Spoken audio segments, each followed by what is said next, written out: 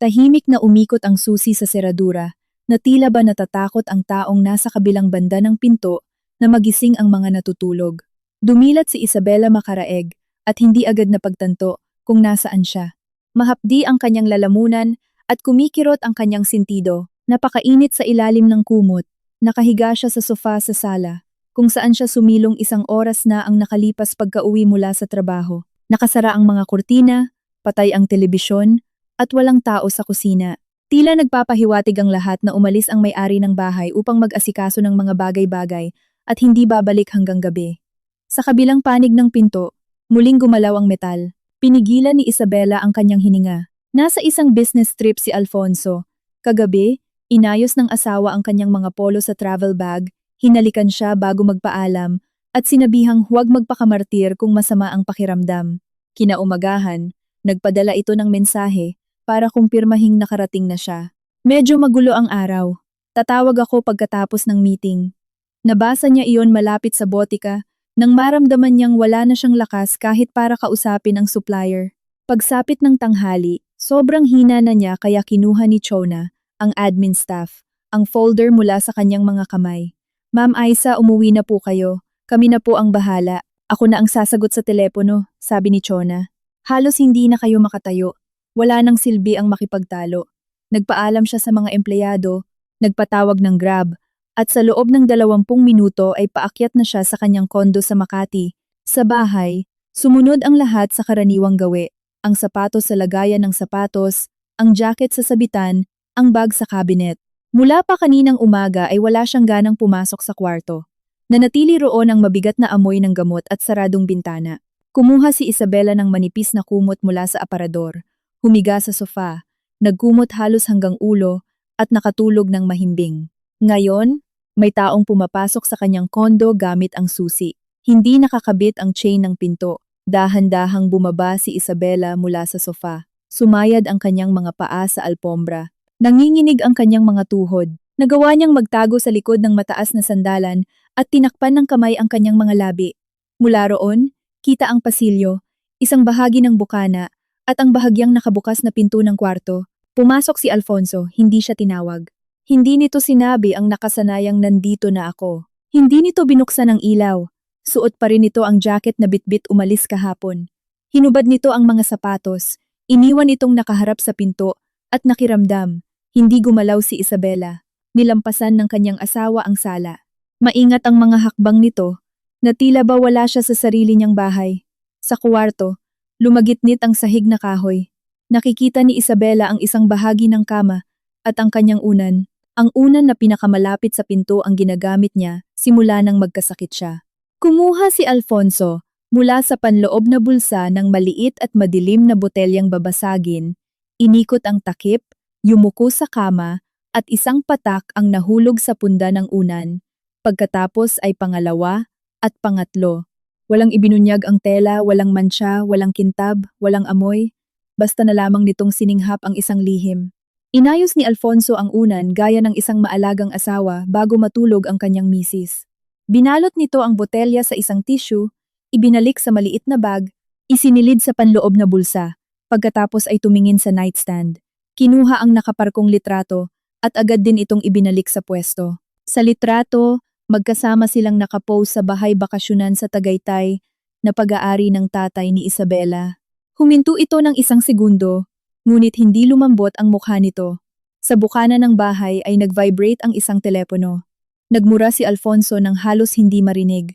Mabilis itong lumabas ng kuwarto at nagtungo sa pinto. Malapit sa sala ay huminto ito. Nakikita ni Isabela ang balikat nito at ang kamay na nakapatong sa hamba ng pinto. Akala niya ay papasok ito, na makikita nito ang laylayan ng naiwang kumot, na mapapansin nito ang kanyang nakayapak na paa. Naiwan ang kumot sa kabilang banda ng sofa. Walang mga tasa sa mesa. Nasa cabinet ang bag. Tahimik ang buong kondo. Umalis si Alfonso. Tumunog ang seradura at doon lamang napagtanto ni Isabela na halos hindi siya huminga sa buong panahong iyon. Nanatili siya sa likod ng sofa hanggang sa maglaho ang mga hakbang sa hagdanan. Lumapit siya sa bintana. Sa parking area sa ibaba ay may isang kotseng kulay aspalto. Nasa manibela ang isang babaeng may suot na scarf at malalaking sunglasses. Tinatakpan ng poste ng sasakyan at ng refleksyon sa salamin ang mukha nito. Sumakay si Alfonso sa passenger seat. Lumingon ang babae sa kanya. May sinabi si Alfonso, may ginawa itong mabilis na kumpas ng kamay at umalis ang sasakyan.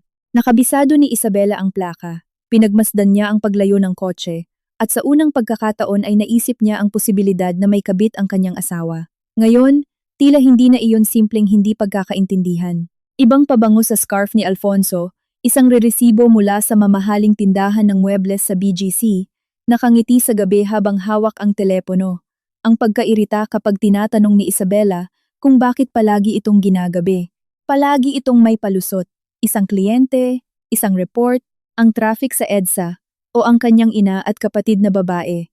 Rowena ang pangalan ng kanyang kapatid, 3 maliliit na anak. Ang asawa nitong si Baldo ay mahilig uminom at umiiwas sa trabaho. Naglalaho ang pera sa bahay na iyon. Ibinibili ni Isabela ng sapatos ang kanyang mga pamangkin. Nagpapadala ng pera para sa gamot at nagbabayad ng kanilang mga extracurricular na gawain. Ngunit tinatanggap ni Mama Mila, ang ina ni Alfonso, ang tulong na tila ba namimigay lang ng tira-tirang pagkain ng kanyang manugang. Nasa iyo na ang lahat, isa. Madalas sabihin ng kanyang biyenan tuwing may family gathering. Habang ang mga anak ni Rowena ay lumalaki, dugo sila ng ating dugo. Sa mga sandaling iyon, yumuyuko si Isabela.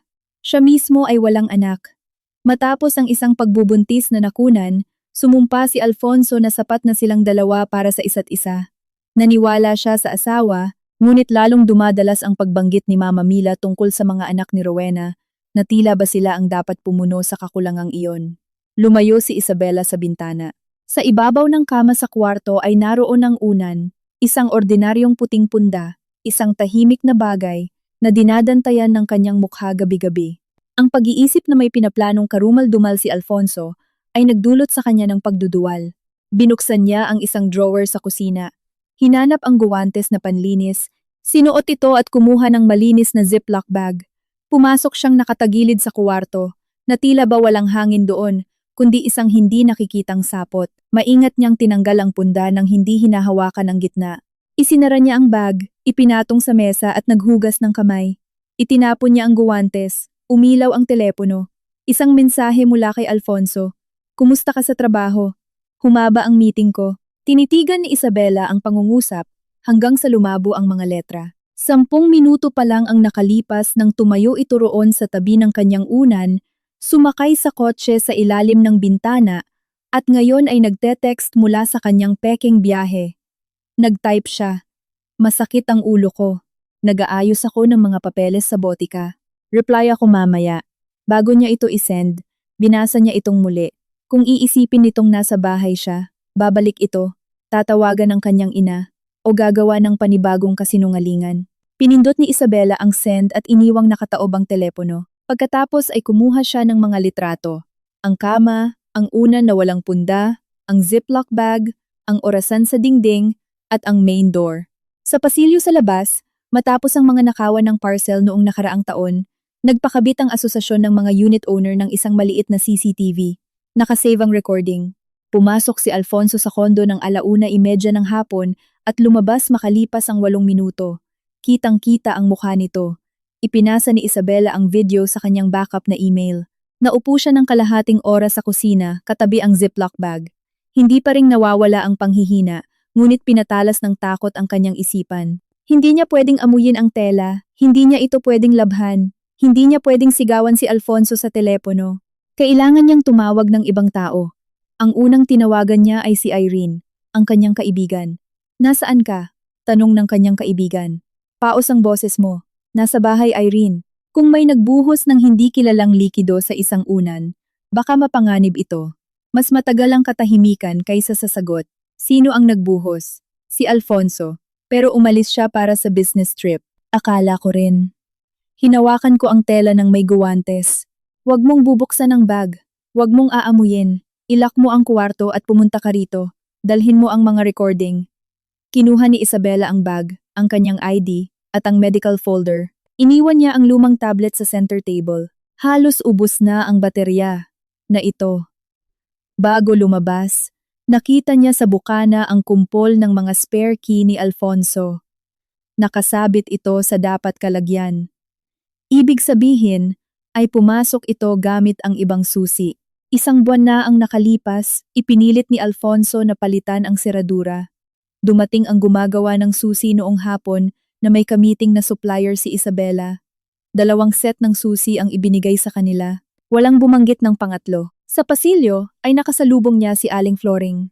Ma'am Isa, nandito po pala kayo? Akala ko nagkasakit kayo sa trabaho. Nag-out po ako ng maaga. Dumaan po rito ang asawa ninyo kasama ang isang babae sa kotse. Naisip ko nga po na ang ikli naman ng business trip niya. Nakita niya ang mukha, naka-scarf at sunglasses. Sa totoo lang, hindi siya mukhang kabit. Nakaupo siya na parang siya ang amo. Sinubukang ngumiti ni Isabela. Kung magtanong po si Alfonso, hindi niyo po ako nakita.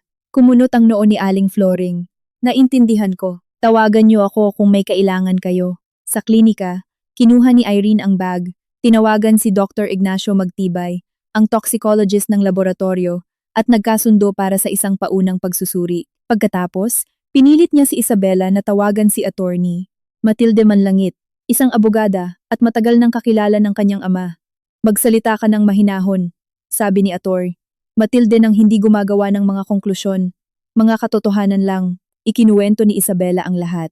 Ang pagkahilo, ang sofa, ang susi, si Alfonso, ang botelya, ang unan, ang kotse, ang mensahe mula sa Peking business trip. Huwag kang uuwi ng mag-isa, kailangan ko po. Kung hindi ako babalik, maghihinala si Alfonso. Kung ganoon, huwag kang magsisimula ng anumang usapan sa kanya tungkol sa nangyari. Ibigay mo ang tela sa espesyalista. Gumawa ka ng mga kopya ng recording. Huwag ikaw ang unang tatawag sa asawa mo. Kinuha ni Dr. Ignacio Magtibay ang bag 1 oras ang makalipas. Huwag kang hihiga sa kamang iyon at huwag kang magpapaiwan na mag-isa kasama ang iyong asawa nang walang saksi hanggang sa malaman natin kung ano ang nasa tela, sabi niya. Ang salitang asawa ay tila isang pang-iinsulto. Ang lalaking dapat pumrotekta sa kanyang pagtulog ay ginawa itong isang patibong. Pagsapit ng gabi, umuwi si Isabela.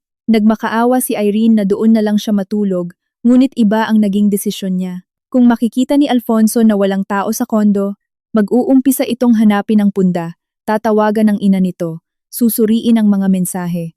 Gusto ni Isabela na isipin nitong umaayon ang lahat sa plano. Dumungaw si Aling Floring sa kanyang pinto habang paakyat si Isabela. Ayos lang ba ang lahat? Hindi ko po alam. Dito po ako sa bahay ngayong gabi. Dumaan po kayo para magkape. Salamat po. Walang nagbago sa loob ng kondo. Isinara ni Isabela ang pinto. Ikinabit ang chain. Pumunta sa kwarto. Binuksan ang bintana at kumuha ng malinis na punda mula sa aparador. Hindi niya ito isinuot sa lumang unan. Kumuha siya ng bago mula sa set para sa mga bisita at dinala iyon sa sofa. Imposibleng matulog sa kwarto. Tumawag si Alfonso ng 9:00 ng gabi. Inon ni Isabela ang recording sa telepono at sumagot. Kumusta ka? Mabuti. Galing ako kina Irene. Bakit? Lalamunan. Ubo. Sana nag-text ka. Nasa meeting ka, mag-aalala lang ako. Hindi kailangan. Bukas na tayo mag-usap. Nasa bahay ka ba? Oo. Isang saglit na katahimikan. Sa kwarto ka ba matutulog? Tiningnan ni Isabela ang saradong pinto. Hindi. Mas nakakahinga ako rito sa sala. Pero lagi mong sinasabi na sumasakit ang likod mo sa sofa. Ngayon, buong katawan ko ang masakit. Bahala ka. Bukas, siguradong gagabihin ako ng uwi. Sige. Huwag kang mag-isip ng kung ano-ano. Masyado kang praning lately. Baka dahil lang iyan sa pagod. Magpahinga ka. Pinatay nito ang tawag. Nanatiling nakaupo si Isabela sa sofa hawak ang telepono. Dati, pagkatapos ng mga ganitong tawag, namimiss niya ito. Ngayon, narinig niya sa boses nito ang pagkainis, hindi pag-aalala. Nairita ito na hindi siya natulog sa kuwarto. Tila naging isang eternidad ang bawat oras. Sinubukan niyang uminom ng salabat, ngunit lumamig lang ang tubig nang hindi niya ginagalaw. Napadako ang kanyang paningin sa shared tablet na nasa center table katabi ng remote. Matagal na nila itong nakasync sa telepono ni Alfonso para sa mga binibiling gamit sa bahay, family calendar, at listahan ng mga gamot para kay Mama Mila. Matagal nang ubos na ang baterya, ang tablet, ngunit automatikong isinaksak ito ni Isabela sa charger. Umilaw ang screen. Bumukas ang isang messaging app. Lumalabas na si Alfonso ang huling gumamit ng tablet at hindi nito na i-log out ang account. Gusto sanang isara ni Isabela ang app, Nandidiri siya sa mismong ideya ng pagbabasa ng mensahe ng iba, ngunit sa pinakataas ay may isang usapan kasama ang ina nito. Ang huling linya ay nababasa ng hindi na kailangang pindutin ang screen. Nagawa ko na. Nanigas si Isabela. Binuksan ang chat. Sunod-sunod na pumasok ang mga mensahe na parang mabibigat na suntok. Sumagot si Alfonso. Oo. Nagtanong si Mama Mila. Nakatagilid ba siya? Oo. Kaya lang gabi pa siya uuwi. Maliwanag ba? Nasa trabaho pa siya. Mamayang gabi pa siya matutulog. Ang mahalaga ay huwag mong babanggitin ang hiwalayan. At kung hindi umepekto, e-epekto rin yan. Inatake na siya dati. Kumpirmado naman ng doktor pagkatapos na allergy iyon. Ginigipit ako ni Barbie. Kailangan niya ng kasiguraduhan. Makakapaghintay si Barbie. Kapag naghiwalay kayo, halos wala kang makukuha. Kapag namatay siya, sa iyo mapupunta ang lahat. Hindi na makakapaghintay si Rowena at ang mga bata. Muling binasa ni Isabela ang huling linya at pagkatapos ay muli pa. Sa kabilang banda ng dingding, may nagbukas ng gripo. Sa labas, narinig ang pagsara ng pinto ng isang kotse. Sa kanyang kondo, namayani ang napakabigat na katahimikan na naririnig pa ang paglagitnit ng charger ng tablet. Hindi iyon isang kabit lang, hindi iyon isang simbuyo ng galit, hindi iyon aksidenteng kasinungalingan. Pinaplano ng ina ni Alfonso ang kanyang kamatayan bilang paraan upang magbigay ng puwang para sa anak nitong babae, sa 3 nitong apo, at sa isang anak na lalaking natatakot na umalis ng walang bitbit. Dahan-dahang hinubad ni Isabela ang kanyang singsing at ipinatong sa mesa katabi ng tablet. Namatay ang screen, ngunit nakatatak na sa kanyang isipan ang mga salita. Pagsapit ng madaling araw, napagtanto ni Isabela na ang gabi ay maaaring tumagal ng higit pa sa kadiliman. Hindi siya dinalaw ng antok. Nanatili siyang nakaupo sa sofa sa sala, nakabalot sa kumot, nakatitig sa tablet, kung saan ang mga mensahe ng iba ay hindi na naging sa iba. Pinag-uusapan nila ang kanyang unan, ang kanyang kamatayan, ang kanyang kondo. Pagsapit ng 6:00, nagising ang anak ng kapitbahay. Narinig sa ibaba ang pagsara ng gate. Isang karaniwang araw sa gusali ang nagsisimula. Ngunit si Isabela ay nakakulong pa rin sa bangungot ng nakaraang araw. Tumayo siya, binuksan ng takure, at agad ding pinatay. Gusto niyang kuskusin ang sahig, itapon ang kama sa basurahan, burahin sa kondo ang lahat ng hinawakan ni Alfonso. Sa halip na gawin iyon, in-forward niya ang mga screenshot ng usapan, ang video mula sa CCTV, ang mga litrato ng unan, at ang plaka ng kotse sa parking. 8:00 nang tumawag si Attorney Matilde. Kumusta na pakiramdam ninyo? Diretsahang tanong ng abogada. Buhay pa. Saan kayo natulog? Sa bahay po, sa sala. Narinig ang isang maikling buntong hininga sa kabilang linya. Nakiusap akong huwag kayong mag-isa. Kung bigla po akong nawala, malalaman niya. Kailangan kong paniwalain si Alfonso na umaayon ang lahat sa plano niya. Kung ganoon, ngayong araw, walang anumang paratang laban sa asawa ninyo. Huwag kayong makipag-away sa kanyang ina. Itatago natin ang mga ebidensya, kukunin ang report ni Dr. Magtibay, at maghahain tayo ng reklamo ng walang iskandalo. Sa legal na paraan. Tumingin si Isabela sa pinto ng kuwarto, at kung bumalik siya ng maaga, tawagan niyo ako at ang kapitbahay ninyong nakakita sa kanya sa labas. Binuksan agad ni Aling Floring ang pinto nang kumatok siya. Na tila ba hinihintay talaga siyang kumatok. Naka-duster ito at may hawak na tasa ng kape. Pasok ka isa, sabi nito. Sa hitsura mo, hindi ka pwedeng tumayo lang diyan sa pasilyo. Hindi pumasok si Isabela. Ipinakita lamang niya ang telepono. Kung makita niyo po ngayong araw si Alfonso, ang nanay niya, o iyong kotse, tawagan niyo po ako at huwag ninyong sasabihin kahit kanino na nasa bahay ako. May problema ka ba? Simpleng tanong nito, walang halong chismis. Mukhang ganoon na nga po. Kung ganoon, nasa iyo ang numero ko. At isa pa, malinaw ang peephole ko. Maganda ang memorya ko, at marunong akong magtikom ng bibig. Kinaumagahan, nag-text si Irene. Punta ka rito. Handa na si Dr. Magtibay para ibigay ang paunang resulta. Amoy alkohol at kape sa loob ng klinika. Sinalubong siya ni Irene sa staff entrance. Dinala sa isang maliit na opisina at isinara ang pinto. Maupo ka muna, magkwento ka. Inilapag ni Irene sa harap niya ang isang transparent na plastic pouch. Hindi pa ito ang opisyal na pagsusuri, pero may mga naiwang bakas ng isang kemikal sa tela na kayang magdulot ng matinding reaksyon sa taong kumpirmadong may allergy. Sa loob ng isang bahay, hindi mapupunta ang ganitong bagay sa isang punda ng unan ng aksidente. Tiningnan ni Isabela ang papel, ngunit hindi niya mabasa ang mga salita. Gusto niya akong mamatay sa hindi paghinga. Hindi sinubukan ni Irene na palambutin ang sitwasyon. Gusto niyang humiga ka sa unan na ibinabad sa kemikal. Ang mga espesyalista na ang tutukoy sa iba pa. Nagsasalita ako bilang doktor, pero bilang kaibigan, gusto ko siyang hanapin ngayon at basagin ang mukha niyang nagmamarunong. Pero hindi natin kailangan ang galit. Kailangan natin ng mga resulta. Dumating si Atinio, Matilde sa klinika pagkalipas ng kalahating oras. Sinuri ang mga chat, ang video, ang litrato, ang paunang report. Binasa niya ng 2 beses ang sinabi ni Mama Mila tungkol sa burol. Napakaburara ng biyenan mo. Hindi niya naisip na mababasa mo ito. Gumawa sila ng formal na reklamo nang hindi nagpapadala sa emosyon. Bumatay ang abogada sa mga katotohanan. Ang maagang pag-uwi mula sa trabaho, ang patagong pagpasok ng asawa, ang likido sa punda, ang recording sa CCTV, ang mensahe sa ina, ang takot para sa kanyang buhay. Sa presinto, tinanggap ng tahimik ang mga dokumento.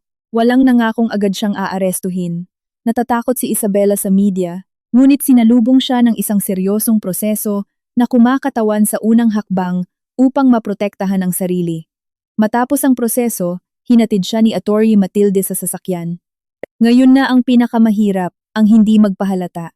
Dapat isipin nila na ang pananahimik mo ay dahil sa sakit, at hindi dahil may alam ka. At isa pa, huwag mong hanapin ang kabit. Tumingala si Isabela.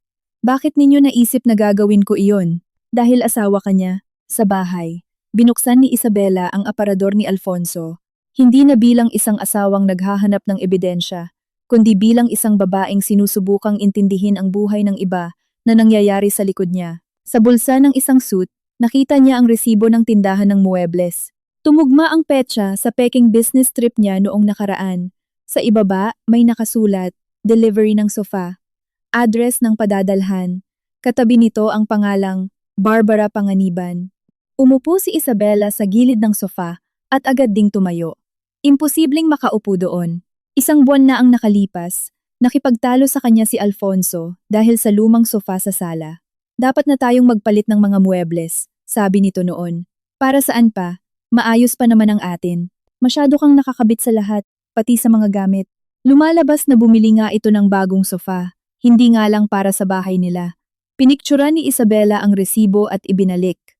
Pagkatapos ay hinanap niya ang order number gamit ang online account ng asawa. Nakaschedule ang delivery sa mismong araw na iyon, mula 2:00 hanggang 4:00 ng hapon. Nasa isang bagong kondo sa Kapitolyo, Pasig ang address. Pinagbawalan siya ni Atty. Matilde na hanapin ang kabit, ngunit sa resibong iyon, hindi lang bakas ng panloloko ang naroon. Nandoon din ang mapa ng hinaharap na pinaplano ni Alfonso na wala siya. Pagpatak ng 2:30, nakatayo si Isabela malapit sa katabing building ng kondo na iyon. Dumating sa tamang oras ang isang delivery truck ng tindahan ng muebles. Nagbaba ang 2 trabahador ng isang sofa na binalot sa plastic. Pagkalipas ng 1 minuto, lumabas ng building si Barbara. Agad na nakilala ni Isabela na siya iyon, ang kabit, isang babaeng maganda, balingkinitan, at halatang inaalagaan ang sarili, na may mamahaling bag sa siko. Pumirma si Barbara sa delivery receipt, sinuri ang kulay ng tela, may sinabi sa mga nag-deliver, at naunang umakyat sa unit.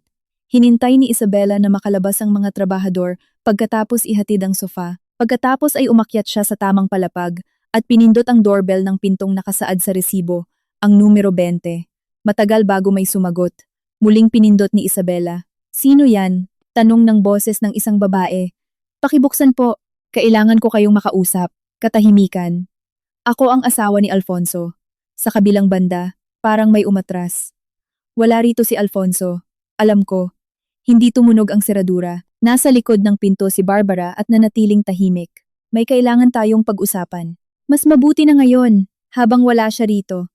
Tumunog ang chain ng pinto. Bahagyang bumukas ito, kasing lapad lang ng isang kamay. Sa mukha ni Barbara ay walang takot. Inis lang at depensibong reaksyon na hindi maitago. Kung pumunta ka rito para gumawa ng iskandalo, huwag mo nang sayangin ang lakas mo. Hindi na ako bata. Ako rin. Kung ganoon, bakit ka nandito? Para malaman kung ano ang ipinangako niya sa iyo. Bahagyang tumawa si Barbara. Talaga bang gusto mong marinig?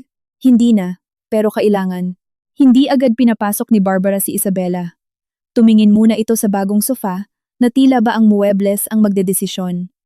Pagkatapos, ay tinanggal nito ang chain at tumabi. Amoy bagong muebles ang kondo, mamahaling pabango, at kapeng hindi naubos.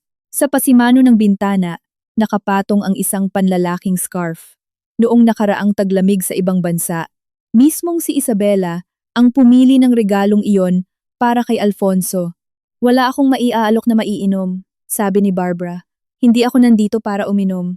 Bilisan mo lang, matandang tao na si Alfonso. Matagal nang walang kwenta ang kasal ninyo.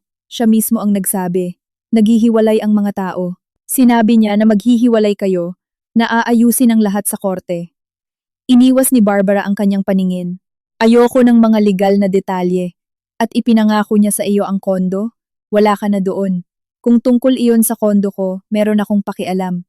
Namula ang pisngi ni Barbara. Sabi niya, ang pader at alaala lang ng tatay mo ang mahalaga sa iyo at kailangan niya ng bagong pamilya at mga anak. Ang salitang pamilya ay isang masakit na suntok, ngunit hindi pinahintulutan ni Isabela ang kanyang sarili na panghinaan ng loob. Kasama mo, oo. Pumunta ako rito para malaman kung alam mo ba kung saan ka isinangkot. Inilabas ni Isabela ang telepono. Hindi niya ipinakita ang mga mensahe ni Mama Mila. Masyado pang maaga para roon. Sa halip, binuksan niya ang litrato ng unan na walang punda at ang litrato ng Ziploc bag. Kahapon, dapat nasa business trip si Alfonso. Patago siyang pumasok sa bahay at may ibinuhos na hindi kilalang likido sa unan ko. May babaeng naghihintay sa kanya sa kotse. Tumawa si Barbara. Isang maikli at tuyong tawa. Seryoso ka ba? Sumusobra na yan. Wala ako sa anumang kotse kasama niya. Sinabi niya sa iyo na nakahanap na ng solusyon ang nanay niya. Napatigil ang tawa. Paano mo nalaman? Ibig sabihin, sinabi niya nga sa iyo. Sinabi niya sa iyo na may mga kakilala ang nanay niya na magiging madumi ang hiwalayan, na kukunin mo ang lahat, na kailangan mong magpasensya at pagkatapos ay magiging malaya na siya nang walang annulment o hiwalayan. Wala siyang ipinaliwanag sa akin. At hindi ka rin nagtanong. Mahal ko siya. Tumingin si Isabela sa bagong sofa. Hindi, naghihintay ka lang na mabakante ang pwesto. Biglang humarap si Barbara at ikaw. Kinukulong mo siya sa tabi mo dahil lang komportable ka. Sabi niya ang lamig mo raw. Na simula nang lumabas ka sa ospital, ay naging ibang tao ka na puro amoy ng tatay mo ang bahay mo. Nakaramdam si Isabela ng isang lumang sakit, ang kwarto sa ospital, ang walang taong pasilyo. Hawak ni Alfonso ang kanyang kamay matapos mawala ang sanggol, para lang, sa nakikita niya, ikwento sa ibang babae na naging pabigat na anino na lang ang asawa nito. Sinabi ba niya kung bakit ako nagbago ng ganoon? Nanahimik si Barbara. Tanungin mo siya balang araw, sabi ni Isabela. Kahit hindi ka magtanong, mandidiri ka. Ano ba ang kailangan mo sa akin? Huwag mo siyang tawagan. Huwag mo siyang sabihan na pumunta ako. Kung hingin niya na kumpirmahin mo ang alibi niya sa biyahe, pag-isipan mong mabuti. Kung gusto mong madawit sa isang kasong kriminal kung saan sinubukan ng asawa na patayin ang kanyang misis dahil sa mana, patayin? Nababaliw ka na ba? Hindi. Sa ngayon, binabalaan lang kita ng maayos. Aalis na ako. Naglakad si Isabela patungo sa pinto. Nang nasa bukana na, mas mahinang nagsalita si Barbara. Hindi niya ipinangako ang kondo mo, kundi iba. Sabi niya ibebenta raw niya iyon dahil tutal hindi mo naman daw kaya. Tumigil ito. Lumingon si Isabela. Hindi ko kaya ano. Tinakpan ni Barbara ng mga daliri ang kanyang mga labi. Wala. Ituloy mo ang sasabihin mo. Sabi niya malapit na raw na hindi mo na kayang asikasuhin ang mga ari-arian mo. Na mahina ang kalusugan mo. At may kakilalang doktor ang nanay niya na magpapatunay na may chronic allergy ka. Akala ko gusto ka lang niyang ideklarang walang kakayahan o kung anuman. Wala akong alam sa anumang unan. Binuksan ni Isabela ang pinto. Puwes. Ngayon alam mo na, paglabas sa kalye, naglakad siya hanggang sa kanto ng building at doon lang niya pinayagan ang sariling huminto. Nagliliyab ang kanyang dibdib, ngunit hindi iyon atake, iyon ay galit, puro, nag-aalab, at nagliligtas. Naroon pa rin ang takot, ngunit hindi na nito kinokontrol ang bawat kilos niya. Pagsapit ng gabi, tumawag si Alfonso ng mas maaga kaysa sa nakasanayan. Nasa bahay ka ba? Oo. Kumusta na ang pakiramdam mo? Bukas uuwi na ako. Natapos ng maaga ang biyahe. Mabuti naman. Masaya ka ba? Tiningnan ni Isabela ang kanyang kamay. na walang singsing na simula pa kagabi ay nakatago sa drawer ng lamesa. Kailangan nating mag-usap. Agad na dumipensa ang asawa. Tungkol saan? Tungkol kay Barbara. Namayani ang katahimikan sa kabilang linya. Sino ang nagkwento sa iyo? Hindi na mahalaga. Sinusubaybayan mo ba ako, Alfonso? 1 taon ka nang may ibang babae. Hindi. Mag-umpisa tayo sa tawag. At gusto mo bang mag-umpisa sa bahay? Sa kama ko? O sa bagong sofa mo? Nagbuntong hininga ito. Naging mas mabigat ang boses nito. Wala siyang kwenta sa akin. Sa delivery address pa talaga. Hindi mo naiintindihan kung gaano kahirap ang lahat. Ang trabaho mo, ang alaala ng tatay mo, ang mga pader mo, ang mga batas mo. Sa bahay na iyan, palagi na lang akong parang bisita. Pumikit si Isabela. At ano ako sa plano mo? Anong plano? Sa ngayon, sa pampamilyang plano muna. Mabilis nitong nahanap ang nakasanayang tono ng isang nagsisising asawa. Patawarin mo ako. Oo, may kasalanan ako. Dumating si Barbara ng napakawalang buhay na ng bahay. Pine pressure ako ng nanay ko. Hindi tumitigil sa pag-iyak si Rowena. Umiinom na naman si Baldo. Punong-puno na ako kaya naisipan kong kumuha ng kabit. Nakaramdam ako ng pag-iisa. Na-confine ako sa ospital noong nawala ang anak natin, Alfonso. Mag-isa ka rin ba noon? Matagal itong nanahimik kaysa sa kinakailangan. Huwag mong gamitin iyan para saktan ako. Hindi kita sinasaktan. Pinapaalala ko lang kung nasaan ang bahay natin. Bukas pupunta ako at pag-uusapan natin ang lahat ng mahinahon. Pumunta ka. Pero hindi ako nangangako na magiging mahinahon. Siya ang unang nagbaba ng tawag. Madaling araw na nang may mag-doorbell. Akala ni Isabela ay si Aling Floring. Ngunit sa bukana ay nakatayo si Rowena na walang jacket. Suot ang lumang sweater at buhat-buhat ang bunsong anak. Magulo ang buhok nitong nakalabas sa ipit. Putok ang labi nito. Natutulog ang bata na nakasubsob ang mukha sa kanyang balikat. Pwede ba akong pumasok? 5 minuto lang. Tumabi si Isabela. Anong nangyari? Lasing si Baldo. Nagsisigaw siya sa harap ng mga bata. Sinabi niya na huwag na raw akong magpakamartir sa'yo dahil malapit na tayong mamuhay ng maginhawa. Saan niya nakuha iyon?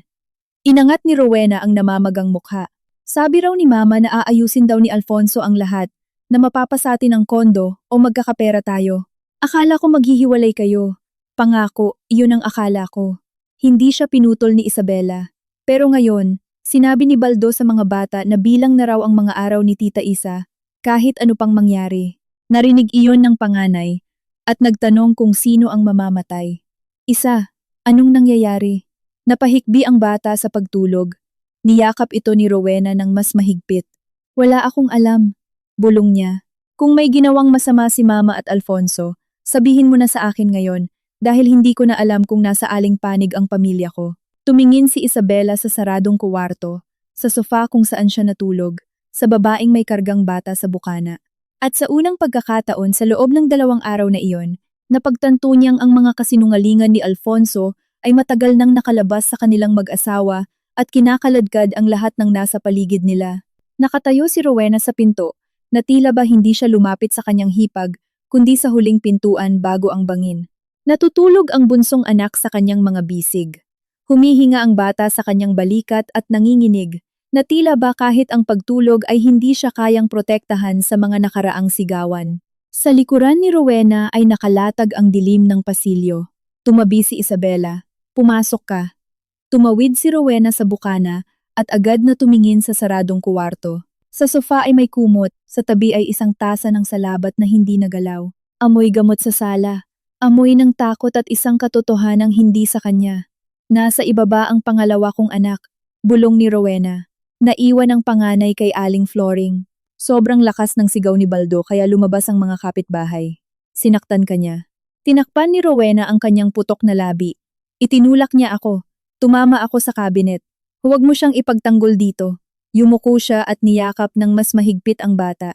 Nahihiya ako. Ikinabit ni Isabela ang chain ng pinto at dinala siya sa kusina. Umupo si Rowena sa silya. Anong sinabi ni Baldo sa mga bata? Dumating siyang lasing. Una, humingi ng pera. Tapos tumawa siya at sinabing, ang tanga-tanga ko raw dahil pumupunta pa ako sa iyo para humingi ng tulong na malapit mo na raw ibigay sa amin ang lahat ng kusa. Tinanong siya ng panganay kung bakit ibibigay sa atin ni Tita Isa ang kondo niya. Sumagot si Baldo na minsan daw, Nagbibigay ng espasyo ang tao kapag oras na nila, kaya pinatahimik ko siya. Nagwala siya at sinabing tama raw si mama. Nabilang na ang mga araw mo. Narinig iyon ng mga bata. Binuhat ko ang bunso at tumakbo ako palabas. Namayani ang katahimikan sa kusina. Rowena, may alam ka ba tungkol sa unan? Tumingin siya. Anong unan? Masyadong takot ang reaksyon para maging kasinungalingan. Inilabas ni Isabela ang telepono at binuksan ang litrato ng punda sa loob ng bag. Noong araw na iyon, dapat nasa business trip si Alfonso. Pumunta siya rito nang akala niyang wala ako. May ibinuhos siya sa unan ko at umalis. May naghihintay na kotse sa kanya. Tiningnan ni Rowena ang litrato at pagkatapos ay ang pinto ng kuwarto. Hindi, napabuntong hininga siya. Hindi iyon magagawa ni Alfonso. Sinabihan siya ng nanay mo na kapag naghiwalay kayo, halos wala siyang makukuha. Pero pagkatapos ng burol, mapapasa kanya ang lahat. Tinakpan ni Rowena ang bibig ng kanyang kamay. Nagulat ang bata at sinimulan niya itong ihele ng mas mabilis. Sabi ni Mama. Malapit na raw maayos ang lahat. Bulong niya. Akala ko magpapaanul si Alfonso. Sabi niya sa akin, magkakaroon na raw ng normal na buhay ang mga bata, na naalala na raw sa wakas ng kapatid ko ang sarili niyang kadugo, at inisip mo na magiging inyo ang kondo ko. Tumulo ang mga luha sa pisngi ni Rowena. Akala ko mayaman at malakas ka, na malalampasan mo yon. Gaya ng dati, mas masakit ang mga salitang iyon kaysa sa paratang, malalampasan ng ano, ang hiwalayan, ang kahihiyan, o ang sarili kong burol. Hindi ko alam, umiiyak na sabi ni Rowena. Pangako, Isa. Gusto kong maniwala na dadaan sa legal na proseso ang lahat. Naaalis siya, kukunin ang parte niya, at mangungupahan kami. Pinagbawalan ko ang sarili kong isipin na pwede kang mamatay. Umupo si Isabela sa harap niya. Hindi ka inililigtas ni Mama Mila, ginagawa kanyang kalasag. Nanay ko siya. Oo, kaya mas nahihirapan kang makita ang totoo. Nag-vibrate ang telepono ni Rowena sa ibabaw ng mesa. Sa screen ay lumabas ang pangalan ni Baldo. Nagulat siya. Kapag hindi ko sinagot, pupunta siya rito para hanapin ako. Bulong niya. I-loudspeaker mo. Sinagot ni Rowena ang tawag. Nasaan ka? Sigaw ng asawa niya. Kinaisa, ang mayaman. Kumuha rin si Isabela ng sarili niyang telepono at inon ang voice recorder. Huwag kang sumigaw. Naririnig ka ng mga bata. Mahinang sabi ni Rowena. Wala akong pake. Umuwi ka at hingin mo ang pera. Tutal, mapapasatin din naman ang buong yaman niya malapit na. Baka pwede na niyang i-advance. Baldo, manahimik ka. Nanay mo mismo nagsabi na halos sarado na ang usapan. Hindi bobo si Alfonso. Kukunin niya ang para sa kanya. Wala namang may paki sa babaeng iyon na walang anak. Sinabi mo yan sa harap ng mga bata. Namutla si Rowena. Di masanay sila sa katotohanan. Binaba ni Isabela ang tawag. Nagising ang bunsong anak at nagsimulang umiyak ng mahina. Niyakap ito ni Rowena sa kanyang dibdib. Ganyan siya maglaro, sabi ni Isabela. Ginagamit ang desperasyon mo, ang paglalasing niya, ang takot ng mga bata, ang sakit na nararamdaman ko, at ang kasakiman ni Alfonso. Narinig ang mga hakbang sa pasilyo. Dinala ni Aling Floring ang dalawang mas nakatatandang anak. Hawak ng panganay ang manggas ng kanyang kapatid. May ekspresyon sa mukha niya na hindi dapat taglayin ng sinumang bata. Ma, hindi pa ba tayo uuwi? Tanong nito. Sinubukang ngumiti ni Rowena, ngunit hindi niya nagawa. Hindi, Nita.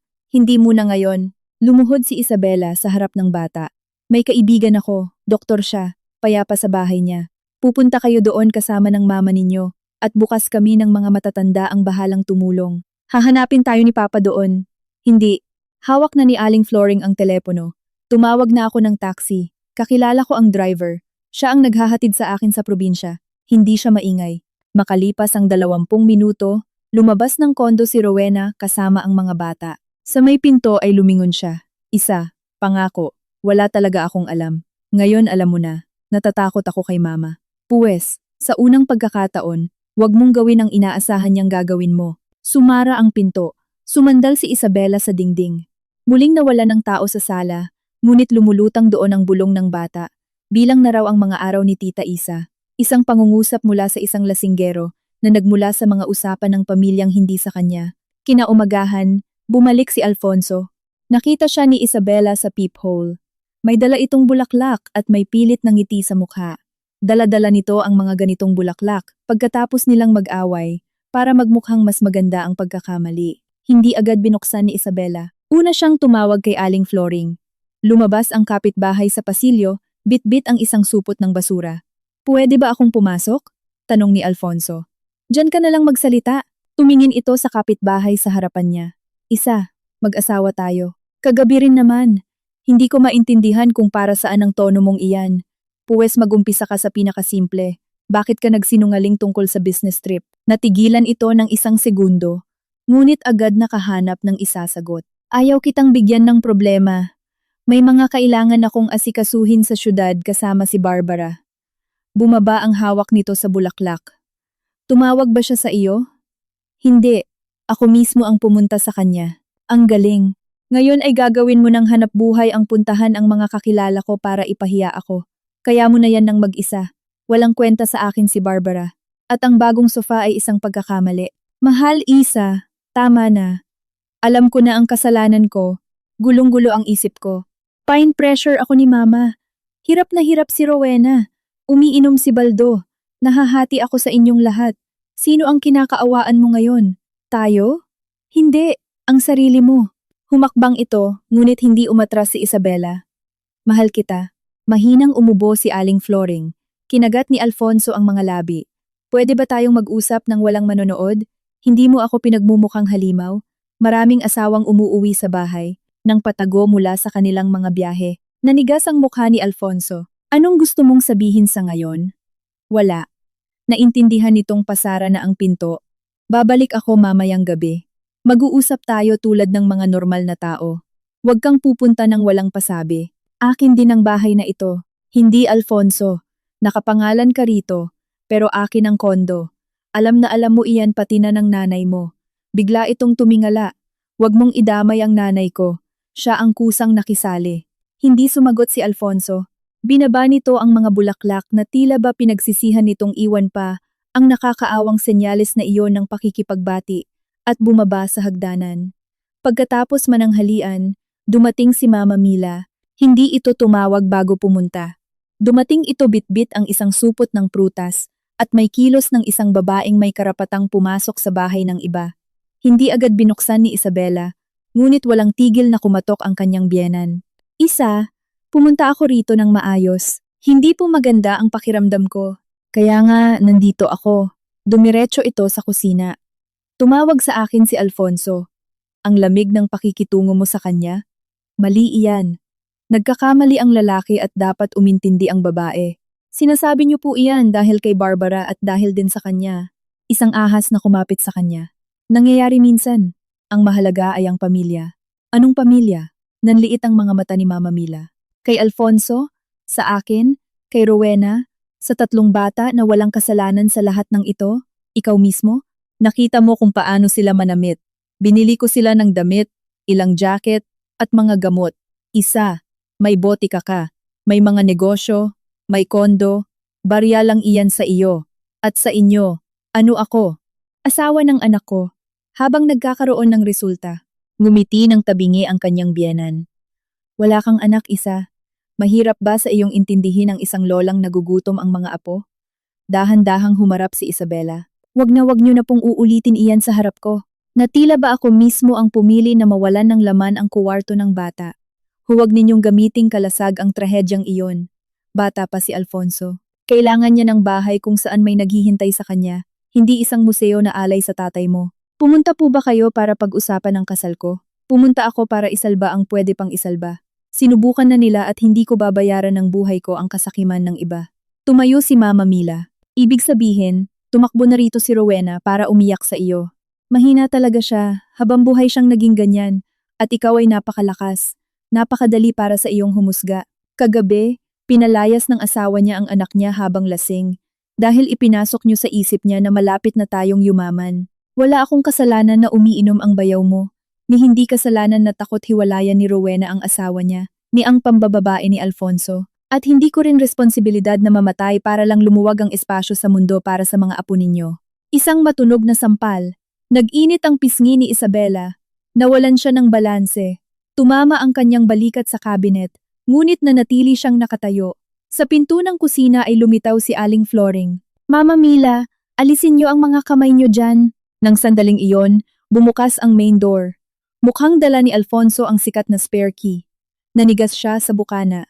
Nakatayo ang ina nito malapit sa mesa. Hawak ni Isabela ang kanyang pisngi. Hinaharang ng kapitbahay ang daan. Anong nangyayari rito? Tanong niya. Binabastos ng asawa mo ang nanay mo, sabi ni Mama Mila. Hindi man lang tiningnan ni Alfonso si Isabela. Hinawakan niya sa siko ang kanyang ina. Sisisirain mo ang lahat. Sutsot niya. Dahan-dahang ibinaba ni Isabela ang kanyang kamay. Ano eksakto ang sisirain, Alfonso? Napagtanto niyang sobra ang nasabi niya, binitawan ang kanyang ina at umatras. Ang mga kaba, ang usapan, lahat ng sinusubukan kong ayusin. Sinusubukan mo isa? Hindi ngayon. Si Mama Mila ang unang nag-react. Tara na anak, hinatulan na tayo rito. At iwan mo ang susi, sabi ni Isabela. Kumunot ang noo ni Alfonso. Anong susi? Ang ginamit mong pumasok kanina. Hindi ko alam ang pangatlong set na iyan. Huwag kang magsalita ng kalokohan. Inilabas ni Aling Floring ang cellphone. Pwede akong tumawag ng pulis para maipaliwanag sa kanila kung kalokohan nga o hindi. Kinuha ni Alfonso ang susi sa bulsa at itinapon sa maliit na mesa sa bukana. Tumunog ang metal, mabilis at mapusok. Nang umalis sila, umupo si Isabela sa silya. Nagiinit ang kanyang pisngi, ngunit sa loob niya, nakaramdam siya ng kakaibang kapayapaan. Nalaglag ang kanilang mga maskara sa harap ng isang saksi. Pagsapit ng hapon, tumawag si Barbara. Ako to, sabi ni Panganiban. Hindi na mayabang ang boses nito. Pwede ba akong pumunta dyan? Para saan? Pumunta sa akin si Alfonso. Nagmamakaawa siya na kumpirmahin kung magkasama kami noong araw ng aksidente mo. Sabi niya, kung mahal ko raw siya dapat ko siyang tulungan. At hindi ko kinumpirma. Sinuntok niya ang pader sa mismong tabi ng ulo ko. Tapos sinabi niya na kung wala siya, magbebenta lang ako ng muebles hanggang sa magretiro ako. Nai-record mo ba yan pagkatapos kang takutin? Makalipas ang isang oras, nakaupo si Barbara sa sala ni Isabela. Nang walang make-up, mas mukha siyang bata at mas galit. Nakapatong ang telepono sa kanyang mga hita. Hindi ako nandito para humingi ng tawad, sabi nito. Hindi ako marunong noon, at ayokong magsinungaling. Alam kong kasal siya. Balak ko siyang agawin. Akala ko mahina ka, sakitin, komportable. Ganyan kanya inilarawan sa akin. Salamat sa katapatan mo. Huwag kang magpasalamat sa akin. Napakasama ng ginawa ko, pero wala akong balak patayin ka. Binuksan niya ang chat. Sumulat si Alfonso, malapit ng maayos ang lahat at hindi nadadaan sa husgado. Magpasensya ka. Tapos, alam ni Mama kung paano gawin nang hindi nagpapadumi ng kamay. At sa ibaba, ang mahalaga ay hindi magsimulang magpatingin sa doktor si Isa ng maaga. Kumuha ng kopya si Isabela. Bakit hindi mo siya tinawagan pagkatapos kitang bisitahin? Dahil nakita kita at naintindihan kong hindi niya ipinapangako sa akin ang isang bagong buhay, kundi ang pwesto ng isang patay. Imposibleng matulog sa ganoong sofa. Halos mapangiti si Isabela. Ibibigay mo ba ang mga mensaheng ito sa police inspector ng opisyal? Oo, sa pamamagitan ng abogado ko. Ayokong maging susunod na tanga sa listahan niya. Pag-alis ni Barbara, tila naging iba na ang kondo. Dumaan na doon ang takot, ang kasinungalingan, ang inggit ng iba, at ang iyak ng isang bata. Ngunit ngayon, hindi na lang mga pader ang nakarinig sa katotohanan. Bumalik si Alfonso ng gabi na. Ngayon, tumawag ito bago pumunta. Malambing ang boses nito, tila nagsisisi. Nasa pinto ako. Pwede bang pumasok? Binuksan ni Isabela nang nakakabit ang chain. May dala itong malaking bag mula sa isang orthopedic shop. Alam kong sinira ko ang lahat, sabi niya. Hindi ko hinihinging patawarin mo ako agad. Gusto ko lang mag-umpisa sa maliit na bagay. Ano yan? Isang cervical pillow. Sabi ng doktor, kailangan mo raw ng ibang suporta para sa leeg. Naging masikip na para sa ating dalawa ang dati nating kuwarto. Ibalik man lang natin ang maayos na tulog. Inabot nito ang bag. Hindi ito agad kinuha ni Isabela. Mula sa orihinal na factory packaging ay sumisingaw ang isang pamilyar na amoy. Halos hindi mapansin. Mahina, halos nawawala. Ang parehong amoy na kumapit sa kanyang guwantes nang hawakan niya ang punda kahapon. Tinitigan siya ni Alfonso. Kunin mo na isa. Ako mismo ang pumili niyan para sa iyo. Tumingala si Isabela sa asawa at bigla niyang napagtanto. Hindi ito nagsisisi, hindi ito natakot, at hindi ito tumigil. Dinalhan siya nito ng pangalawang lasong unan. Hindi kinuha ni Isabela ang bag. Anong problema? Tanong ni Alfonso. Makatingin ka. Parang may dala akong baril. Amoy ang unan.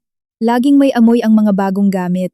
Pinagbawalan ako ni Irene na palitan ang mga gamit sa kama nang hindi nasusuri ang laman. Nakalimutan mo na bang may allergy ako? Ngumiti ito pero tense pa rin ang mukha. Ngayon, doktor na ang magdedesisyon kung saan ka matutulog. Habang naghihintay, si Irene muna ang nag-aalala para sa kalusugan ko. Niyakap ni Alfonso ang bag sa dibdib. Isa, pumunta ako para makipagbati. May dalang unan at may gustong tumulong. Iwan mo na lang sa pinto, susuriin ko na lang. Ilang segundo itong nakatitig sa security chain. Hindi mo man lang pinapasok ang asawa mo. Hindi ngayon, dahil kay Barbara at sa ginawa mo. Sa hagdanan, narinig ang pag-unlock ni Aling Floring, ngunit hindi lumabas ang kapitbahay. Nagpahiwatig lang ito na malapit siya. Sige, mahinang sabi nito. Iiwan ko na lang dito, pero wag mong itatapon, mahal yan. Ako ang pumili, alam ko. Lumapag ang bag sa doormat sa harap ng pinto. Nanatili si Alfonso sandali sa pasilyo, na tila ba hinihintay na magbago ang isip ni Isabela. Pagkatapos, bumaba ang mga hakbang nito sa hagdanan. Isinara niya ang pinto, ikinabit ang chain, at sumandal sa dingding. Pwedeng ikatwiran ang unang pagkakataon bilang desperasyon, pressure mula sa iba, o kabaliwan. Ang pangalawang regalo ay hindi na nag-iwan ng puwang para sa awa. Tumawag si Aling Floring makalipas ang 1 minuto. Umalis na siya. Anong gagawin natin sa bag? Huwag niyo pong hahawakan. Tatawagan ko si Atin. Matilde at uupo lang ako dito sa tabi ng pinto. Lumalamig na rin naman ang pansit na binili ko. Dumating si Irene makalipas ang kalahating oras. Kasunod niyang umakyat si Aturn. Matilde bitbit ang isang folder at manipis na guwantes. Kinumpirma ni Aling Floring na narinig niya ang usapan sa likod ng pinto. Ipinasok nila ang unan sa isang mas malaking bag. Nanatiling kalmado si Irene, ngunit dumating ang oras na sumabog din siya. Anong klasing basura ang nasa loob ng lalaking ito para dalhan ang asawa niya ng ganito sa pangalawang pagkakataon? Hindi siya basura, sabi ni Isabela. Nagkalkula lang siya. Sa ibaba, itinuloy ng pulis na naka-duty ang pagdokumento sa pag-abot ng gamit. Pinaalala iyon ni Atini Matilde. Susuriin ni Police Inspector Tolentino ang mga ebidensya nang walang paligoy-ligoy at kailangang iwasan ni Isabela ang makipagtalo ng mag-isa kay Alfonso. Sa bahay ko siya matutulog, sabi ni Aling Floring. Bakante ang sofa ko at matalas ang pandinig ko. Kinaumagahan, nagising si Isabela sa sofa ng kapitbahay. Sa unang pagkakataon sa loob ng ilang araw, nakatulog siya ng maayos. Puno ng missed calls mula kay Alfonso ang telepono niya. Ang huling mensahe ay dumating ng alas 7:15. Nagdesisyon ka na bang sirain ako? Hindi siya sumagot. Alas 10 nang tumawag si Mama Mila. Isa. Pwede ba tayong mag-usap bilang mga babae? Hindi po. Nasa gate na ako. Huwag kang malupit. Buong gabi nanginginig si Alfonso. Alam na alam ninyo kung anong nangyayari. Nagkamali ang isang lalaki. At tumakbo ka agad sa mga abogado. Mama Mila, tapos na po ang usapan. Hindi ka kailanman nagkaroon ng anak. Biglang sabi ng biyenan niya. Kaya hindi mo alam kung ano ang kayang gawin ng isang ina kapag inipit ang anak niya. Dahan-dahang nagbuntong hininga si Isabela. Nagkaroon din po kayo ng anak na babae. Pwede niyo siyang iniligtas sa ibang paraan. Ibinaba ng biyenan ang tawag. Makalipas ang 20 minuto, gayunpaman, umakyat ito at hindi ito nag-iisa. Kasama nito si Alfonso, abuhin ang mukha at tuyo ang mga labi. Hindi binuksan ni Isabela ang pinto. Gusto kong makita ang asawa ko, sabi niya sa likod ng pinto. Ayaw kanyang makita, sagot ni Aling Floring mula sa pasilyo. Lumapit si Mama Mila sa peephole. Isa, huwag kang magtago sa likod ng mga kapitbahay. Pamilya tayo. Bahagyang bumukas ang pinto habang nakakabit ang chain. Ang pamilya ay hindi itinuturing na solusyon ang burol. Nanginig ang kanyang biyenan, ngunit agad nitong binawi ang sarili. Nagbasa ka ng isang pribadong usapan, at sumulat po kayo tungkol sa pagkamatay ko. Nasabi lang iyon dahil sa galit. Hindi ko alam na gagawa ng katangahan si Alfonso. Inangat ni Alfonso ang ulo. Ma, tumahimik ka, tuyo nitong sabi. Sa unang pagkakataon, nakita ni Isabela kung paano ito nanliit sa simpleng utos lang ng ina, ang isang matandang lalaki. Napatagong pumapasok sa tabi ng kama niya, ay naging isang duwag na anak sa tabi ni Mama Mila, ngunit hindi siya naawa. Ang karapatang kaawaan ay kailangan ding paghirapan. Gusto kong makipagkasundo, sabi ng biyenan. Sa anong bagay? Iuurong mo ang reklamo. Aalis si Alfonso kung saan man niya gusto. Iiwanan mo siya ng kaunting pera para makapag-umpisa ulit. Kakalimutan natin ang basurang ito. Tinatawag niyo pong basura ang isang tangkang pagpatay. Napakapit si Alfonso sa gilid ng pinto. Isa, hindi ko ginustong mauwi sa ganito. Tiningnan niya ito ng diretso sa mukha. At paano mo inisip ang umaga ko? Sabihin nating naging matagumpay ka. Papasok ka ba sa kwarto? Tatawag ka ba ng ambulansya? Yayakapin mo ba ang wala kong buhay na katawan? O ididiretso mo bang i-text ang nanay mo? Napasinghap si Mama Mila. Tama na. Ayoko nang marinig. Umatras si Alfonso. Walang sumagot. Kaya hindi ko iuurong ang reklamo, sabi ni Isabela at isinara ang pinto. Sa kabilang banda, narinig ang paghampas ng kamay sa hamba ng pinto. Pagsisisihan mo ito, sabi ng biyenan. Nawala na ang pagpapanggap nitong mabait.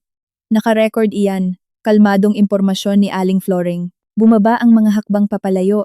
Pagkatapos mananghalian, tumawag si Barbara. Ako to, sabi ni Panganiban. Hindi na mayabang ang boses nito. Pwede ba akong pumunta dyan? Para saan? Pumunta sa akin si Alfonso. Nagmamakaawa siya na kumpirmahin kong magkasama kami noong araw ng aksidente mo, sabi niya.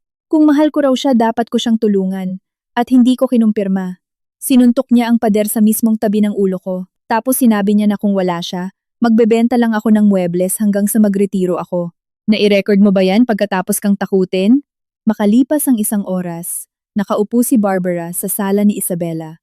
Nang walang makeup, mas mukha siyang bata at mas galit. Nakapatong ang telepono sa kanyang mga hita. Hindi ako nandito para humingi ng tawad, sabi nito. Hindi ako marunong noon at ayokong magsinungaling. Alam kong kasal siya. Balak ko siyang agawin. Akala ko mahina ka, sakitin, komportable. Ganyan kanya inilarawan sa akin. Salamat sa katapatan mo. Huwag kang magpasalamat sa akin. Napakasama ng ginawa ko, pero wala akong balak patayin ka. Binuksan niya ang chat. Sumulat si Alfonso. Malapit nang maayos ang lahat at hindi na dadaan sa husgado. Magpasensya ka. Tapos, alam ni Mama kung paano gawin nang hindi nagpapadumi ng kamay. At sa ibaba, ang mahalaga ay hindi magsimulang magpatingin sa doktor si Isa ng maaga. Kumuha ng kopya si Isabela. Bakit hindi mo siya tinawagan pagkatapos kitang bisitahin? Dahil nakita kita at naintindihan kong hindi niya ipinapangako sa akin ang isang bagong buhay, kundi ang pwesto ng isang patay. Imposibleng matulog sa ganoong sofa. Halos mapangiti si Isabela. Ibibigay mo ba ang mga mensaheng ito sa police inspector ng opisyal? Oo, sa pamamagitan ng abogado ko. Ayokong maging susunod na tanga sa listahan niya. Pag-alis ni Barbara, tila naging iba na ang kondo. Dumaan na doon ang takot, ang kasinungalingan, ang inggit ng iba, at ang iyak ng isang bata. Ngunit ngayon, hindi na lang mga pader ang nakarinig sa katotohanan. Nang madaling araw na, bumalik si Alfonso. Hindi ito nag-doorbell, basta na lang itong umupo sa hagdanan sa harap ng pinto. Narinig ni Isabela ang kaluskos. Pagkatapos ang boses nito, Isa, lumapit siyang nakayapak. Nasa pasilyo na ng sarili niyang bahay si Aling Floring hawak ang telepono. Huwag mong bubuksan, sabi ng kapitbahay. Wala sa isip ko. Sa kabila ng pinto, mapait na tumawa si Alfonso. Alam kong nandyan ka. Palagi kang nakayapak kapag natatakot kang magising ang ibang tao sa bahay. Walang sinabi si Isabela. Naaalala mo pa ba ang una nating inupahang kuwarto? Palaging may tulo ang tubo ng may-ari. Naglagay ka ng timba at sinabi mong at least may sarili na tayong lugar. Tingin ng tatay mo sa akin. Wala akong kwenta. At sinabihan mo siya na makikita niya kung ano ang kaya mong gawin. Ipinatong niya ang kanyang noo sa malamig na pinto. At nakita ko Isa, sa kondo mo, napapalibutan ng mga alaala mo, sa ilalim ng litrato ng tatay mo. Wala pa rin akong kwenta. Naging asawa mo ako habang pumapayag akong sumunod sa mga batas mo. Pwede ka namang umalis. Dala ang ang mga kamay, paa, at malinis na konsensya. Hindi nakakabayad ng bills ang konsensya. Araw-araw inuulit sa akin ni Mama. Lulubog si Rowena. Lulubog ang mga bata. Iiwan ka ni Barbara kung hindi ka pa magdedesisyon. Napagod na akong maging mahina, kaya nagdesisyon akong maging mamatay tao. Namayani ang katahimikan sa kabilang panig ng pinto. Ayaw kitang mahirapan. Napakabait mo naman. Huwag kang magsalita ng ganyan. Mahal kita. Nang ipatak ko iyon sa unan, narinig kung paano tumama ang batok nito sa pader. Isang mahinang kalabog. ibinigay iyon ni Mama. Sabi niya, aatakihin ka raw. Tulad noon, na hindi mo na mararamdaman na isisi ng mga doktor sa sakit mo. Pumikit si Isabela. Iyon na iyon. Hindi iyon isang buong pag-amin. Hindi iyon pagsisisi. Ngunit iyon ay katotohanang ibinuhos dahil sa awa sa sarili. At ang pangalawang unan. Natahimik si Alfonso. Ibinigay rin sa akin iyon ni Mama. Kailangan ko itong tapusin. Kung hindi, masisira ang lahat. Nagdadial na si Aling Floring. Umalis ka na, Alfonso. Buksan mo. Luluhod ako kung kailangan. Hindi na kailangan. Nakita na kita na nakatayo sa tabi ng kama ko. Napaiyak ito. Kung totoo man iyon o dahil sa pagkabigo, hindi na inalam ni Isabela. Hindi na mababago ng mga luha ang kahit ano. Ilang minuto pa, umakyat ang mga pulis sa pasilyo. Sinubukan ni Alfonso na ipaliwanag na pumunta lang siya para makausap ang kanyang asawa, na isa lang itong pinalaking away mag-asawa na wala siyang binantaan. Inabot ni Aling Floring ang recording sa kanila. Hindi nakialam si Isabela. Nanatili siya sa likod ng saradong pinto, pinapakinggan kung paano palayo ng palayo ang mga hakbang ng asawa pababa sa hagdanan. Kinaumagahan, pinuntahan ni Rowena ang ina niya. Nalaman na lang ito ni Isabela kay Irene kalaunan. Dinala ni Rowena ang mga bata dahil ayaw niya na itong iwan kay Baldo. Binuksan ni Mama Mila ang pinto na nakaduster habang hawak ang telepono. Pupunta ako kay Inspector Tolentino, sabi ni Rowena. Sasabihin ko sa kanya lahat ng narinig ko. Nababaliw ka na ba? Hindi. Sa wakas, nagising na ako. Dahil sa kanya. Sa babaeng iyon na walang anak. Nagtago ang panganay na babae sa likuran ng ina. Lola, wag ninyong ganyanin si Tita Isa. Inangat ni Mama Mila ang kamay nito. Hindi laban sa apo, kundi sa anak nito. Mabilis ang sampal. Umatras si Rowena, ngunit hindi umiyak. Ngayon, siguradong pupunta na ako, sabi nito. Biglang sumigaw ang bata. Ayokong tumira sa kondo ni Tita Isa, kung kailangan mamatay ni Tita Isa. Kahit si Mama Mila ay hindi nalaman kung ano ang isasagot doon. Pagsapit ng hapon, formal na ipinatawag ni Inspector Tolentino si Rowena. Hindi na inalam ni Isabela ang mga detalye ng investigasyon at hindi na rin siya nagtanong. Sapat na sa kanya ang tawag ni Atun. Matilde. Inaresto na si Alfonso, sabi ng abogada. Masyado pang maaga para pag-usapan ng iba. Nakaupo si Isabela sa kusina. Sa harap niya ay isang malinis na tasa. Hindi na nanginginig ang kanyang mga kamay. At inimbestigahan na rin si Mama Mila. Huwag ninyo siyang tatawagan, huwag kayong makikipagkita. Ngunit kusa itong nagpakita. Nang sumunod na araw, bago magdilim, nakatayo ito mag-isa malapit sa gate. Walang bitbit at wala nang maskara ng pag-aalala. Pauwi si Isabela mula kina Irene, kasama si Aling Floring. Masaya ka na? Tanong ni Mama Mila. Huminto si Isabela. Hindi. Kinuha na nila ang anak ko. Inilagay mo ang anak ko laban sa akin. Kinuha ng mga estranghero ang mga apo ko. Panalo ka na. Walang nanalo rito. Siyempre meron. May pera ka. Mga doktor, abogado, kapitbahay. At ang mga anak lang niya ang meron kay Rowena. Kasama ni Rowena ang mga anak niya. Kasama niyo rin po sana ang inyo. Pinili ninyong huwag silang iligtas, kundi patayin ako. Humakbang palapit ang biyenan, ngunit may isang kotse ng DSWD na pumarada sa labas. Bumaba si Rowena, kasunod ang tatlong anak niya. Hawak ng panganay, ang kamay ng kapatid. Natutulog ang bunso sa balikat ng ina niya. Humarap si Mama Mila sa kanila. Rowena, huminto sandali ang anak. Maputla ang mukha nito, ngunit mahinahon. Mga anak, sa kotse muna kayo, sabi ni Rowena. Ginawa ko ang lahat para sa inyo. Binuksan ni Rowena ang pinto at isinakay ang bunso. Tapos tiningnan niya ang ina. Para sa amin, dapat namuhay ka ng marangal. Mahirap, pero marangal. Isinara niya ang pinto ng kotse. Nanatiling nakatayo si Mama Mila sa harap ng gate. Sa unang pagkakataon sa buong panahong iyon, hindi na ito mukhang malakas o makapangyarihan. Isa na lamang siyang babaeng tinalikuran ng sariling kadugo dahil ayaw nilang maging dahilan para sa pagkamatay ng ibang tao. Nilampasan siya ni Isabela nang hindi lumingon. Masakit ang likod niya. Naaalala pa ng pisngi niya ang sampal. Naghihintay sa kanya ang paglilitis, mga testimonya, annulment, at ang bakanting kuwarto. Ngunit mula ng gabing iyon, alam na niya, nabuksan na sa wakas ang pinakamapanganib na seradura sa bahay niya. Hindi ang patagong binuksan ni Alfonso, kundi ang bumilanggo sa kanya sa pamilya ng iba, kung saan matagal nang napalitan ng pansariling interes ang pagmamahal. Matapos maaresto si Alfonso, tila lumaki ang kondo. Bumalik si Isabela nang sumunod na araw kasama sina Irene at Aling Floring.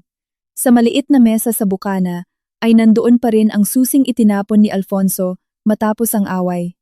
Pumasok si Irene sa sala, kinuha ang kumot sa sofa at niyakap iyon sa kanyang dibdib. Dito ka ba natulog o sumubok matulog?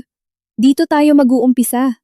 Binuksan nila ang mga bintana, nilagay sa basurahan ang mga lumang gamit sa kama, at inilabas sa kwarto ang dalawang unan na wala nang kinalaman sa pagtulog. Tumayo si Isabela malapit sa kama. Pinagmamasdan ng bakanting espasyo sa nightstand, kung saan dating nakapatong ang telepono ng asawa at ang baso ng tubig. Ngayon, naiwan na lang ang isang estrangherong katahimikan. Gusto mo bang itapon na natin ang lahat? Tanong ni Irene. Hindi lahat. Naglabas siya ng maliit na kahon na may mga damit ng sanggol at niyakap iyon sa kanyang dibdib. Matapos lumabas ng ospital, hindi niya ito nagawang itabi ng malayo. Sinabi noon ni Alfonso na kailangan nilang sabay lampasan ang sakit. Pagkatapos, ang mismong sakit na iyon ang ginawang sandata ng ina nito. Maiiwan ito, sabi ni Isabela. Humarap si Aling Floring sa bintana at nagbuntong hininga at ang kama. Hinaplos ni Isabela ang headboard na gawa sa kahoy. Aalisin na rin ang kama. Kinahapunan, dumating ang mga hakot-lipat na kinontrata ni Attorney Matilde. Binantayan ni Irene para hindi sila magkamali ng kukunin. Nagdala si Aling Floring ng kakanin at sinabing gumagawa raw ng katangahan ang taong hindi kumakain. Nang mabakante ang kuwarto, pumasok si Isabela sa unang pagkakataon nang hindi natatakot na makatapak sa isang hindi nakikitang patibong. Mga puting pader, bakas ng dating pwesto ng mga muebles, linya ng alikabok sa sahig. Tila naging blankong papel ang kwarto, kung saan binura ang isang malagim na kwento. Magiging iba na ang lahat dito, sabi ni Irene. Oo. Kinabukasan, inabot ni Atin. Matilde ang sulat mula kay Alfonso. Dumating ito galing sa abogado niya. Hindi ko obligasyon na ibigay ito sa inyo, pero pinakiusapan niyo akong ipakita ang lahat ng direktang may kinalaman sa inyo. Tinitigan ni Isabela ang sobre ng matagal. Masyadong pamilyar, at masakit ang sulat kamay ng kanyang asawa. May panahon na nagiiwan ito ng note sa ref. Bumili ka ng pandesal. Huwag mong kalimutan ang jacket mo. Mahal kita. Gusto ko itong basahin. Binuksan ni Isabela ang sobre sa kusina. Sumulat si Alfonso tungkol sa pressure mula sa ina, mga utang ni Rowena, mga demand ni Barbara, at ang takot na manatiling asawa lang ng isang mayamang babae habang buhay na walang sariling buhay. Pinaalala nito ang ospital, ang bahay sa Tagaytay, at nagmakaawang huwag siyang idiin sa korte, ngunit sa buong sulat ay kulang ang pinakamahalaga. Hindi man lang nito isinulat na ginusto nito ang kanyang kamatayan. Tinago ni attorney. Matilde ang sobre sa isang plastic folder. Sagot din ito. Hindi. Nasa una ng sagot. Ilang araw ang lumipas nang tumawag si Barbara. Matamlay ang boses nito. Wala na ang dating yabang. Kailangan kong ibalik ang mga hikaw. Binili ni Alfonso gamit ang joint account ninyo, sa nakita ko. Ibigay nyo kay Inspector. Gusto ko sanang iabot ng personal. Hindi na kailangan. Sa kabilang linya, namayani ang mahabang katahimikan. Tinanggal na ako sa trabaho. Sabi nila, hindi raw makakabuti sa tindahan ng muebles ang mga ganitong iskandalo. Nakakatawa. Noong tumatanggap ka ng regalo galing sa asawa ng iba, ayos lang sa iyo ang iskandalo. Hindi sumagot si Isabela. Naging tanga ako. Patuloy ni Barbara. Gusto ko lang sabihin, akala ko pabigat ka at may sarili kang buhay. Pumayag akong punan ang puwestong hindi pa pala bakante. Wala ako sa posisyon para humusga dyan. Alam ko na. Magte-testify ako. Lahat ng alam ko, nang walang hinihinging kapalit, gawin mo para sa sarili mo. Nagsimula ang paglilitis makalipas ang ilang buwan.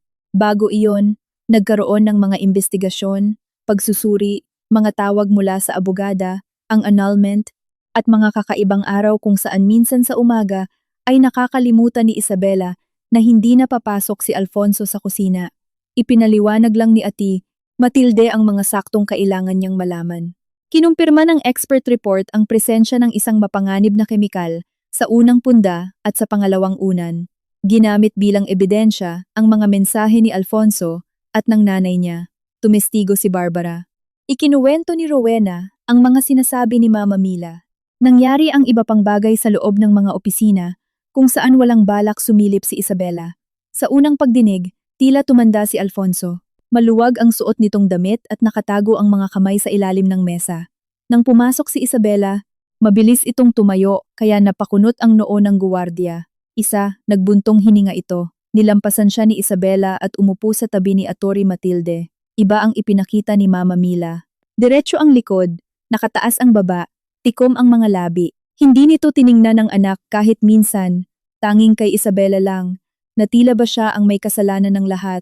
Nang basahin ang mga mensahe ng malakas, yumuko si Alfonso. Namutla si Mama Mila sa unang pagkakataon. Kapag naghiwalay kayo, halos wala kang makukuha. Kapag namatay siya, sa iyo mapupunta ang lahat. Umalingaw-ngaw ang linyang iyon sa husgado, malayo sa kusina ng bahay, walang kasamang maligamgam na sabaw ng nilaga, walang mga reklamo tungkol sa mga apo, at kaya lalo itong naging nakakatakot. Tumestigo si Rowena ng sumunod na linggo. Nakita siya ni Isabela sa pasilyo ng korte. Nakasuot ito ng simpleng damit, naiwan ang mga bata sa isang kakilala. Sasabihin ko ang totoo, sabi ni Rowena. Tinanong ako ni Nita pagkatapos ng gabing iyon, kung totoo bang may pumapatay dahil lang sa kondo. Ayokong lumaki siya nang may ganoong tanong sa isip. Sa loob, nahirapang magsalita si Rowena. Nagkamali sa mga petsa, umiyak, humingi ng tubig, ngunit malinaw na sinabi ang pinakamahalaga. Ipinangako ng kanyang ina ang normal na buhay kapag naayos na ni Alfonso ang problema sa asawa. Kinwento ni Baldo sa mga bata ang tungkol sa future condo nila. Tinawag ni Mama Mila si Isabela na babaeng walang anak at sinabing sobra na siya roon. Natatakot si Alfonso na umalis na walang yaman. Gusto kong maniwala na hiwalayan lang iyon, sabi ni Rowena. Pabor sa akin na isipin iyon. Iyon ang pinakamalaking kahihiyan ko. Pero hindi ko hiniling na mamatay si Tita Isa.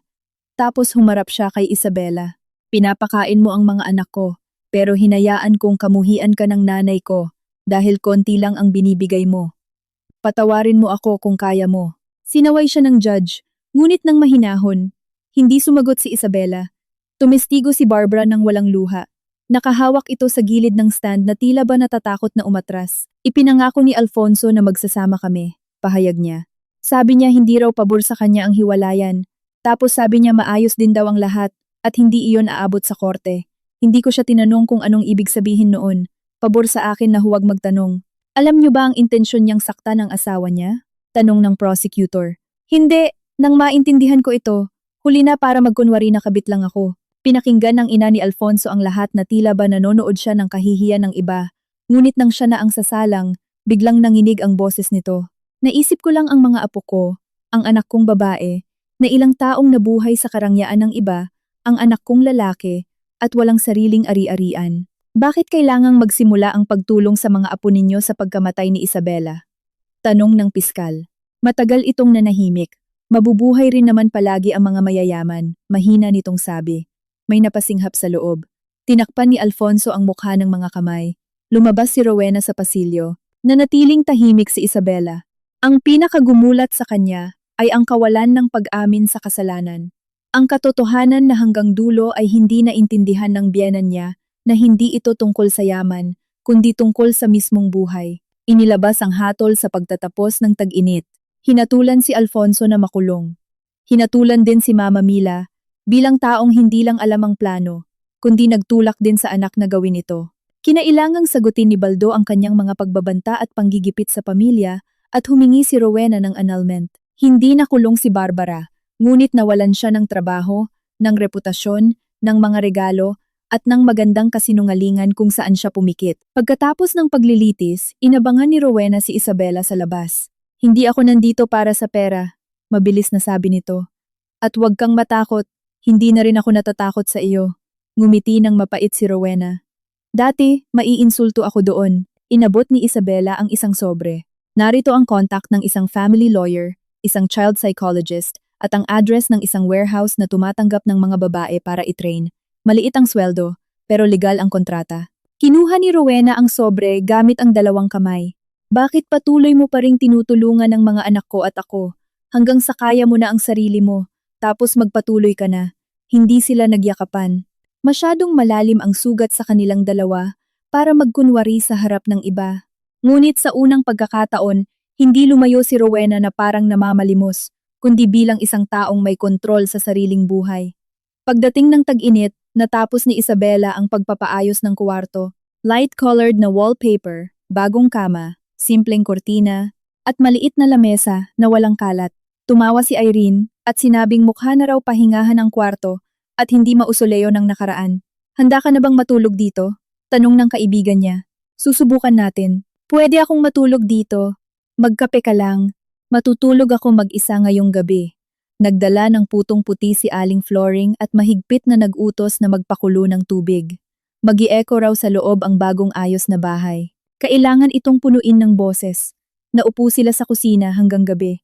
Nagkwento si Irene tungkol sa pasyenteng takot sa pusa. Inalala naman ni Aling Flooring kung paano niya pinalayas noon ang nobyo niya dahil ibinenta nito ang bisikleta niya. Nakikinig si Isabela at bigla niyang napagtanto na tumatawa siya. Pag-alis ng mga bisita, hindi na patay ang tingin niya sa kondo. Naiwan ang mga tasa, mumo ng puto, amoy ng bagong timplang kape, at ang tunay na init ng mga tao. Bago matulog, lumapit si Isabela sa aparador. Nasa kahon pa rin ang mga damit ng sanggol. Kumuha siya ng isang damit, hinawakan, at ibinalik. Isinara niya ang takip nang wala ang dating sakit. Naging totoo ka, mahina niyang sabi sa bakanteng kuwarto. Naging ina ako, kahit sandali lang. Tapos pumunta siya sa kuwarto. Sa ibabaw ng kama ay may bagong unan. Mismo si Isabela ang pumili, matagal, mabusisi, kasama si Irene, sinusuri ang laman at ang mga certificate nito. Ngunit ngayon ay isa na lang itong gamit. Walang kamay ng iba, walang nakatagong kalkulasyon, walang masamang intensyon. Hindi siya humiga. Umupo siya sa gilid ng kama at nakiramdam. Sa labas ng bintana, naririnig ang ingay ng syudad. Sa kabilang building, may naghihila ng silya. Tumunog ang elevator at bumaba sa ground floor. Hindi na mukhang banta sa kanya ang mga normal na ingay. Humiga si Isabela sa kama. Noong una ay hindi siya dalawin ng antok. Naaalala pa ng katawan niya ang sofa, ang chain sa pinto, ang mga bulong ni Alfonso sa pasilyo. Tumingala siya, tapos tumagilid. Amoy malinis na tela at bagong bahay ang unan.